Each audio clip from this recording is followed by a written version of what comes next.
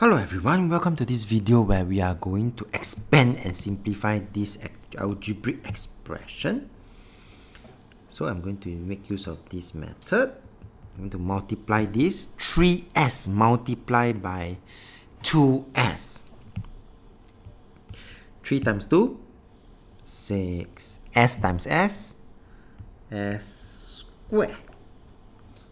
Now do this again for the negative 1.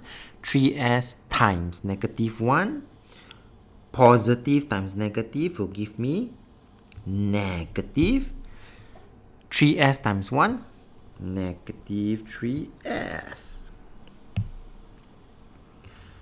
Positive 5 times positive 2s.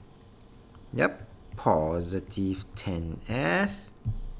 Positive 5 times negative 1. Negative 5. After which we just need to continue to simplify. In this case, I will have a 6s squared. And I'll continue to have this is negative 3s plus 10s. This will give me positive 7s. And the last result will be this negative 5. And there's no more like terms, and therefore this will be the final answer.